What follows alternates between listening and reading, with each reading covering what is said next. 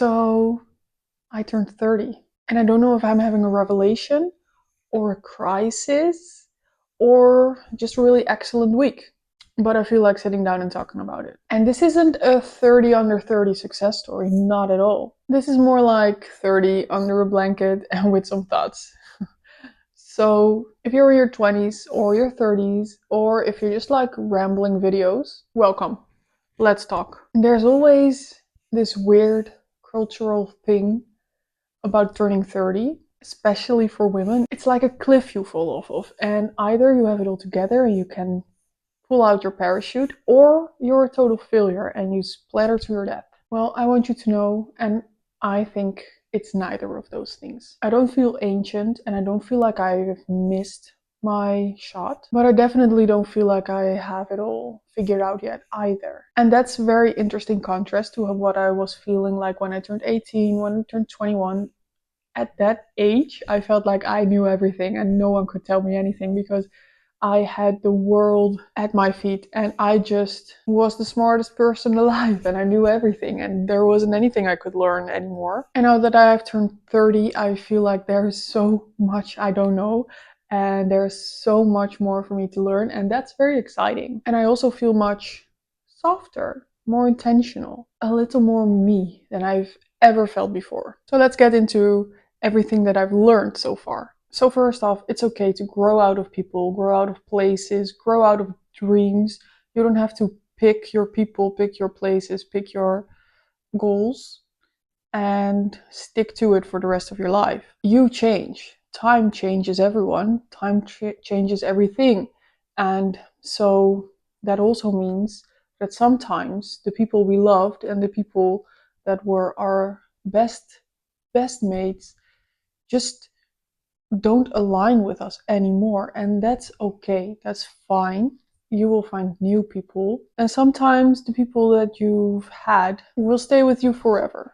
Those are the friendships and the people that you should cherish the most because they change with you and they will love you unconditionally, whatever path you decide to take or whatever type of person you become. Don't murder people though, like there is a definite line where the people that love you should definitely stop loving you. I don't want to be like, if something doesn't serve you anymore, let it go. No, you should definitely try to be the best friend, try the best you can for a certain goal. But if you decide that it's not what you want in your life anymore and there is no way of mending it, it's time to let go, and that's okay, that's fine. 2, you don't need to be impressive, you just have to be real. And that's actually very impressive. If you can be real, that's so impressive. It's very hard to just be unapologetically yourself and to always keep it real.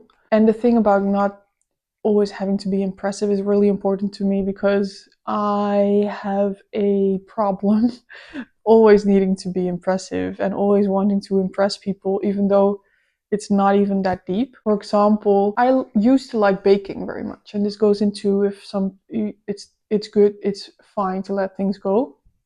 I used to be into baking, but every time I wanted to bake something, I wanted to be the most impressive cake or the most delicious dessert, and it gave me a lot of stress and it didn't bring me joy anymore. So I don't bake anymore, not really. And maybe it's something I will be picking up again once I am in a better headspace around baking, but there's no need to be impressive all the time. It's only going to give you a lot of stress, and people aren't made to be on their top performance every day, every hour. This is something that happened to us as a society after capitalism came in, I think. Keep it chill, keep it easy. That's very important. And number 3 kind of goes into the same topic as well. It's okay to be cringy. It's not going to kill you. In fact, it's probably going to give you the most joy. So don't be afraid to do the things you love or pursue the goals you want to pursue. And be afraid that you're going to be cringy for doing it. Don't care about that. No one's going to remember anyway, and it's going to bring you the most joy if you do the things that you enjoyed most. Or don't hold yourself back. In my 20s, I made myself small so much, and I held myself back a lot just because I was afraid of failing or afraid of, again, being cringy or offending people. No more.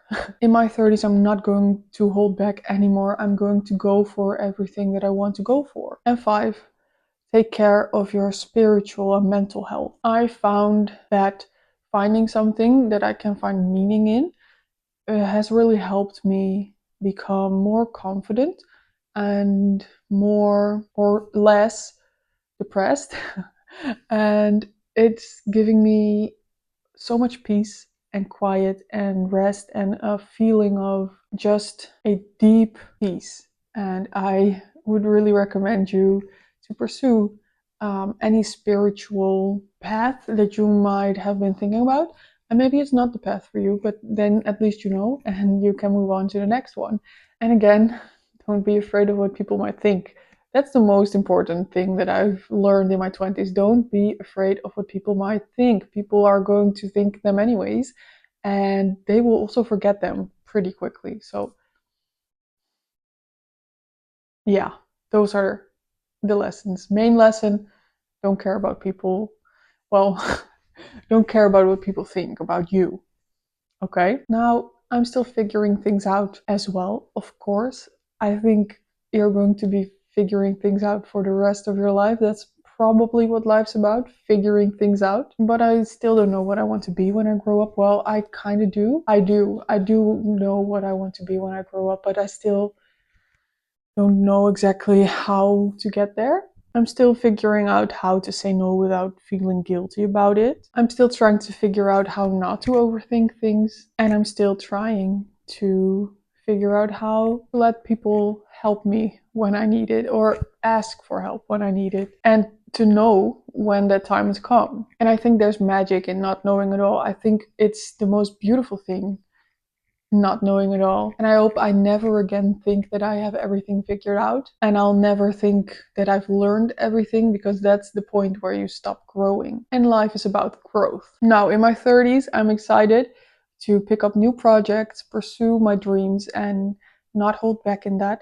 But I'm also excited to slow things down and find new things that I love to do, new hobbies, new music, new books. Very excited to find out who I am, or at least to get to know myself better. I'm excited to figure everything out as I go along.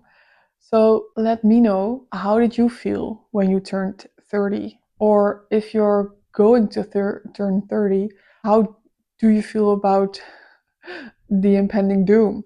And if you're way older, please tell me your lessons.